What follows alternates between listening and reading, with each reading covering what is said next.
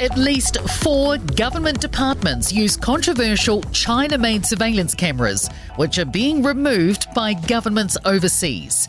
A Newstalk ZB investigation into Hikvision and Dwa cameras can also reveal a New Zealand MP has some of the equipment set up at home.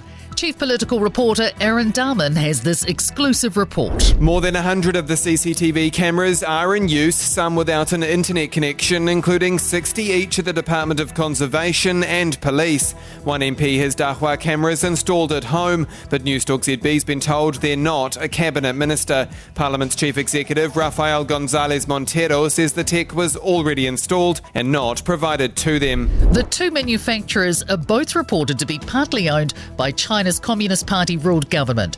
Cameras from both brands are being taken out of sensitive government buildings in Australia, with the United States and United Kingdom also banning their use in some form. The National Party wants stronger government action in achieving lobbying transparency. Prime Minister Chris Hipkins is asking third-party lobbyists to set up a voluntary code of conduct. Swipe card access to Parliament is also being stripped for private sector and union reps. A refreshed cabinet manual will be published, making clear expectations for ministers' conduct when choosing future employment. Christopher Luxon told Kate Hawkesby he supports the move, but wants further work undertaken. I think there needs to be a much stronger response in terms of actually formal stand-down periods. There needs to be, declaration of interest by lobbyists. A former cabinet minister says politically managing Stuart Nash's exit from Parliament will be challenging. Nash was booted from cabinet last Tuesday after it was revealed he leaked cabinet information to 2 donors in 2020. He'll retain the Napier seat until the election and then retire from politics. Jonathan Coleman says Nash appears to have acted out of ignorance and there's no suggestion it was for personal gain. Of course, the opposition will be wanting to make as big a deal of the whole thing and for it to drag on for as long as possible because it's the sort of mud that will stick to a government. A senior Christchurch lawyer says it's uncommon for cases to end in a hung jury.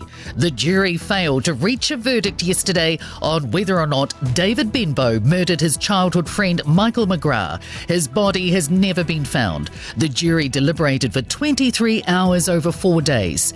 Defence lawyer James Rapley says it's likely the case will go to a second trial. Usually a jury returns a verdict. So in 30 years of practice, with over 150 criminal trials under my belt, I've had 2 or 3 hung juries.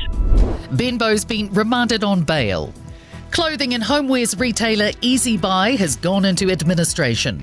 The brand, which began as a mail-order catalogue retailer in Palmerston North in 1978, currently has an online shopping platform and 4 stores around New Zealand. But it's struggled against online competitors, with sales declining 51% in the second half of last year. Australian parent company Mosaic Brands says the performance of Easy Buy is now at odds with its other brands, which are performing well online. Thanks for checking out our YouTube channel to stay up to date with all the latest news from the New Zealand Herald. Click the subscribe button below or check out one of the videos here and head over to nzherald.co.nz for more details on these stories and more.